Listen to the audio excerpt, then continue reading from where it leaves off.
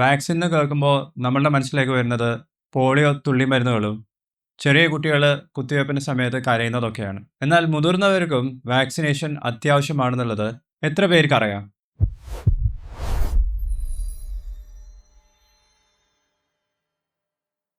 Hi, ഞാൻ doctor Prasoon. കുട്ടിക്കാലത്ത് നമ്മളെടുത്ത പല വാക്സിൻ്റെയും പ്രതിരോധ ശേഷി പ്രായം കൂടുന്നതിനനുസരിച്ച് കുറഞ്ഞു വരികയാണ് ചെയ്യുന്നത്. ഇന്ന് നമ്മൾ ശാസ്ത്രീയമായി സംസാരിക്കാൻ പോകുന്ന വിഷയം മുതിർന്നവർക്കുള്ള വാക്സിൻസിനെ കുറിച്ചാണ്. ഇത് ഏതൊക്കെയാണ്, എപ്പോഴൊക്കെയാണ് എടുക്കേണ്ടത്, ഈ വാക്സിൻസ് എടുത്താലുള്ള ഗുണങ്ങൾ എന്തൊക്കെയാണെന്നെല്ലാം നമുക്ക് നോക്കാം. മലയാളികളുടെ ഡിജിറ്റൽ ഹെൽത്ത് പാർട്ണറായുള്ള ഡോഫോണിയിലേക്ക് നിങ്ങൾക്ക് ഒരിക്കൽ കൂടി സ്വാഗതം. നമുക്ക് തുടങ്ങാം. ഇന്ത്യൻ മെഡിക്കൽ അസോസിയേഷനും അസോസിയേഷൻ ഓഫ് ഫിസിഷ്യൻസ് ഓഫ് ഇന്ത്യയും മുതിർന്നവർക്ക് ആവശ്യമുള്ള വാക്സിൻസിന്റെ കൃത്യമായിട്ടുള്ള മാർഗനിർദ്ദേശങ്ങൾ പുറത്തിറക്കിയിട്ടുണ്ട്. പ്രായം, ജീവിതശൈലി, മറ്റു തരത്തിലുള്ള അസുഖങ്ങളൊക്കെ അടിസ്ഥാനമാക്കി നിങ്ങൾ എടുക്കേണ്ടതും അറിഞ്ഞിരിക്കേണ്ടതും വാക്സിൻസ് ഏതൊക്കെയാണെന്ന് നമുക്ക് നോക്കാം. ഇതിൽ ആദ്യത്തേത് ഇൻഫ്ലുവൻസ വാക്സിൻ അഥവാ ഫ്ലൂ വാക്സിൻ ആണ്. ശാസ്ത്രീയമായി പറഞ്ഞാൽ ഓരോ വർഷവും രൂപമാറ്റം സംഭവിക്കുന്ന ഇൻഫ്ലുവൻസ വൈറസ് കാരണം ഉണ്ടാകുന്ന ഫ്ലൂ തടയാൻ നമ്മളുടെ ശരീരത്തിന് ആൻറ്റിബോഡീസ് വേണം. അതിന് ഓരോ വർഷവും ഇൻഫ്ലുവൻസ വാക്സിൻസ് എടുത്തുകൊണ്ടേയിരിക്കണം.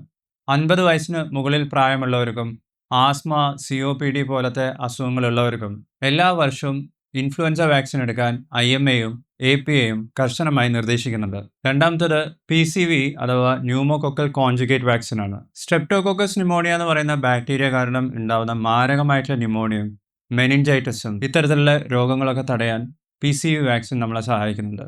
65 വയസ്സിന് മുകളിൽ പ്രായമുള്ള എല്ലാവർക്കും, പ്രമേഹം, ഹൃദ്രോഗമുള്ള ചെറുപ്പക്കാർക്കും APA ഈ വാക്സിൻ ശുപാർശ ചെയ്യുന്നുണ്ട്. മൂന്നാമത്തെ വാക്സിൻ TDAC ആണ്. അതായത് ടെറ്റനസ്, ഡിഫ്തീരിയ, എസെല്ലുലാർ പെർട്ടുസിസ് വാക്സിൻ ആണ്. കുട്ടിക്കാലത്ത് നമ്മളെടുത്ത ടെറ്റനസ്, ഡിഫ്തീരിയ, വില്ലൻ ചുമ ഇത്തരത്തിലുള്ള രോഗങ്ങളുടെ പ്രതിരോധ ശേഷി പ്രായം കൂടുന്നതിനനുസരിച്ച് നിലനിർത്താൻ എല്ലാ 10 വർഷം കൂടുമ്പോഴും മുതിർന്നവർ ഇതിന്റെ ഒരു ബൂസ്റ്റർ ഡോസ് എടുക്കേണ്ടതാണ്. ഗർഭിണികൾക്കും മുതിർന്ന പൗരന്മാർക്കും ഇത് നിർബന്ധമായി നൽകണമെന്ന് IMA ശുപാർശ ചെയ്യുന്നുണ്ട്. നാലാമത്തത് HPV വാക്സിൻ ആണ്. ഹ്യൂമൻ പാപ്പിലോമ വൈറസ് കാരണം സ്ത്രീകളിൽ ഉണ്ടാവുന്ന ഗർഭാശയ മുഖത്തിലുള്ള ക്യാൻസർ, അതായത് സെർവൈക്കൽ ക്യാൻസർ തടയാനും മറ്റു തരത്തിലുള്ള ജനനേന്ദ്രിയ അർബുദങ്ങളെ തടയാനും HPV വാക്സിൻ എടുത്തവർക്ക് സാധിക്കുന്നതാണ്. 9 വയസ്സ് മുതൽ 26 വയസ്സ് വരെയുള്ളവർക്കാണ് ഇത് ഏറ്റവും ഫലപ്രദമാവുന്നെങ്കിലും 45 വയസ്സ് വരെയുള്ള മുതിർന്നവർക്കും ഡോക്ടറുടെ നിർദ്ദേശപ്രകാരം HPV വാക്സിൻ എടുക്കാവുന്നതാണ്. ഇനി നമുക്ക് കരളിനെ ബാധിക്കുന്ന രോഗങ്ങളെ തടയാനുള്ള വാക്സിൻസിനെ കുറിച്ച് പറയാം. ഇതിൽ ഏറ്റവും പ്രധാനപ്പെട്ടിട്ടുള്ളത് ഹെപ്പറ്റൈറ്റിസ് B വാക്സിൻ ആണ്. ഇത് നിങ്ങൾ ചിലപ്പോൾ കുട്ടിക്കാലത്ത് എടുത്തിട്ടുണ്ടാവും. ഹെപ്പറ്റൈറ്റിസ് B എന്ന വൈറസാണ് ഹെപ്പറ്റൈറ്റിസ് B ഉണ്ടാക്കുന്നത്. ഇത് രക്തത്തിലൂടെയും ശാരീരിക സ്രവങ്ങളിലൂടെയാണ് പകരുന്നത്. ഹെപ്പറ്റൈറ്റിസ് B വന്നു കഴിഞ്ഞാൽ ലിവർ സിറോസിസ് ഉണ്ടാവാം, ലിവർ ക്യാൻസർ വരാനുള്ള സാധ്യതയുണ്ട്. ഇത്തരത്തിലുള്ള രോഗങ്ങളൊക്കെ 100% വരെ തടയാൻ ഹെപ്പറ്റൈറ്റിസ് B വാക്സിൻ നമ്മളെ സഹായിക്കുന്നുണ്ട്. കുട്ടിക്കാലത്ത് ഈ വാക്സിൻ എടുത്തിട്ടുണ്ടോ എന്ന് നിങ്ങൾക്ക് അറിയില്ലെങ്കിൽ ഈ വാക്സിൻ എടുക്കുന്നത് ഒരു നല്ല തീരുമാനമായിരിക്കും. ആരോഗ്യ പ്രവർത്തകർക്കും ഹെപ്പറ്റൈറ്റിസ് B വാക്സിൻ നിർബന്ധമായും എടുക്കണമെന്ന് ശുപാർശ ചെയ്യുന്നുണ്ട്. മറ്റൊരു ഓപ്ഷണൽ വാക്സിനാണ് ഹെപ്പറ്റൈറ്റിസ് A വാക്സിൻ എന്ന് പറയുന്നത്. മലിനമായിട്ടുള്ള ഭക്ഷണത്തിലൂടെയും വെള്ളത്തിലൂടെയും പകരുന്ന ഹെപ്പറ്റൈറ്റിസ് A വൈറസ് കാരണം ഉണ്ടാവുന്ന മഞ്ഞപ്പിത്തം തടയാൻ ഈ വാക്സിൻ സഹായിക്കുന്നുണ്ട്. സ്ഥിരമായി യാത്ര ചെയ്യുന്നവർക്കും പുറത്തുനിന്നും ഭക്ഷണം കൂടുതലായി കഴിക്കുന്നവർക്കും കരൾ സംബന്ധമായിട്ടുള്ള അസുഖങ്ങൾ ഓൾറെഡി നിങ്ങൾക്കുണ്ടെങ്കിലും ഈ വാക്സിൻ എടുക്കുന്നത് വലിയ സുരക്ഷ നൽകുന്നതാണ്.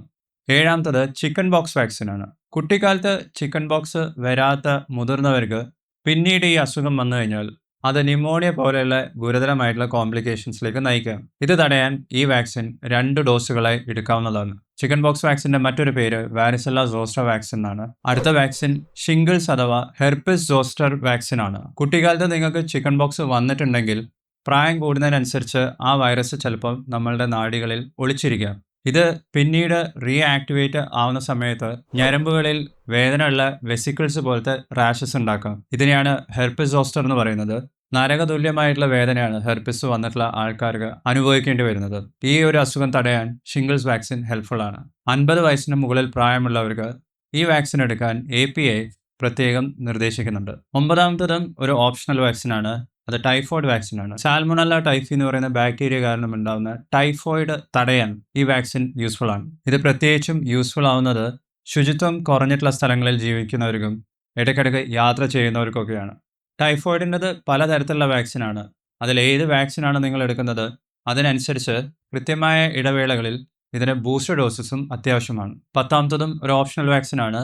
അത് JE വാക്സിൻ ആണ്. അതായത് ജാപ്പനീസ് എൻസെഫലൈറ്റിസ് വാക്സിൻ. കൊതുകുകളിലൂടെ പടർന്ന് തലച്ചോറിനെ ബാധിക്കുന്ന ഈ മാരകമായിട്ടുള്ള അസുഖത്തിനെ പ്രതിരോധിക്കാൻ ഈ വാക്സിൻ സഹായിക്കുന്നുണ്ട്. ജാപ്പനീസ് എൻസെഫലൈറ്റിസ് കൂടുതലായും കണ്ടുവരുന്നത് പാടങ്ങളുള്ള സ്ഥലങ്ങളിലാണ്, വെള്ളം കെട്ടി നിൽക്കുന്ന സ്ഥലങ്ങളിൽ. ട്രിവാൻഡ്രം, ആലപ്പുഴ പോലത്തെ സ്ഥലങ്ങളിലൊക്കെ ജാപ്പനീസ് എൻസെഫലൈറ്റിസ് ഇടയ്ക്കിടയ്ക്ക് ഉണ്ടാവാറുണ്ട്.